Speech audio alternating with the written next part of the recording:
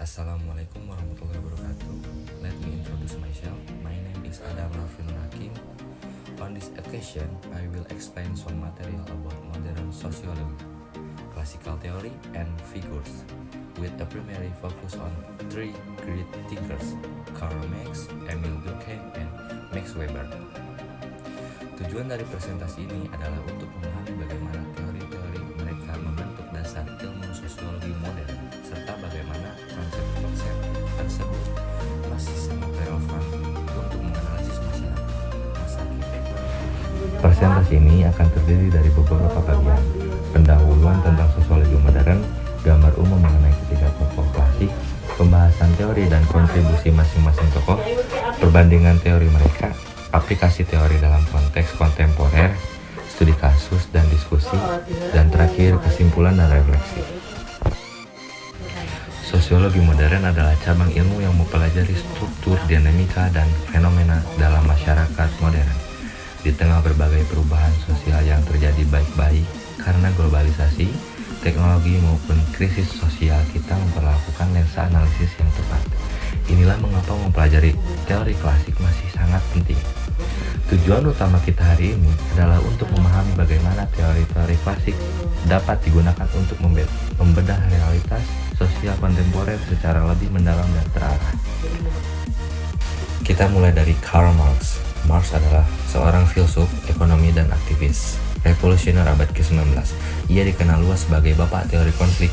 Salah satu konsep utamanya adalah materialisme historis, yaitu pandangan bahwa sejarah manusia ditentukan oleh kondisi-kondisi material, khususnya ekonomi.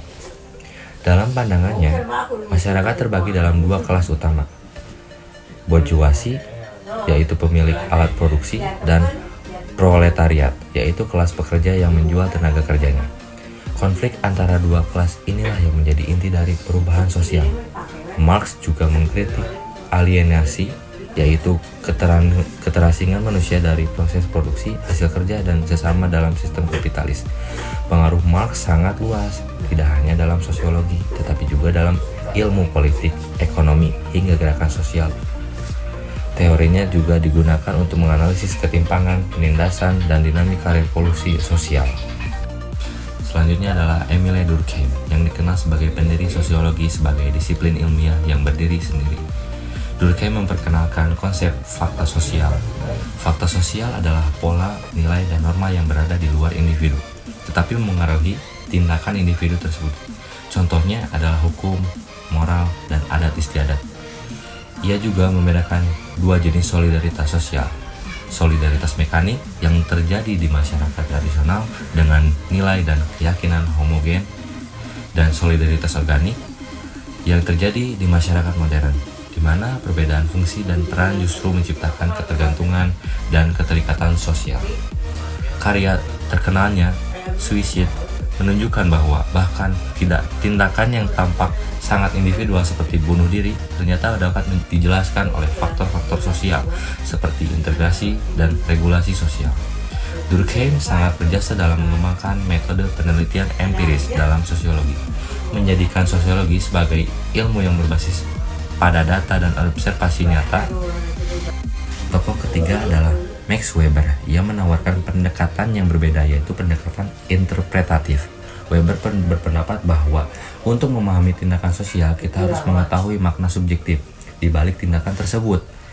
Ia memperkenalkan konsep Verstehen, yaitu memahami dari sudut pandang pelaku sosial. Salah satu kontribusi utamanya adalah analisis mengenai rasionalisasi, yaitu proses di mana masyarakat menjadi semakin terdorong oleh efisiensi, kalkulasi, dan tatanan birokrasi. Dalam bukunya The Protestant, Ethic and Spirit of Capitalism, Weber menjelaskan hubungan antara nilai-nilai agama Protestan, khususnya etika kerja, dan munculnya kapitalisme modern. Pandangan Weber banyak digunakan untuk menganalisis birokrasi, organisasi, dan struktur kekuasaan di masyarakat modern. Ketiga tokoh ini memiliki pendekatan yang berbeda. Marx fokus pada struktur ekonomi dan konflik kelas. Ia kuat dalam mengkritik ketimpangan, tapi kadang terlalu deterministik. Durkheim menekankan fungsi sosial dan kohesi masyarakat. Ia mengajarkan pentingnya nilai kolektif, tapi kurang memberi ruang pada kebebasan individu. Weber menekankan pemahaman subjektif dan rasionalisasi, sangat kuat dalam memahami motivasi individu, namun pendekatan bisa subjektif dan bias. Ketiganya saling melengkapi. Di satu sisi kita perlu struktur ekonomi Marx, solidaritas Durkheim, dan pemahaman makna dari Weber untuk memahami kompleksitas masyarakat.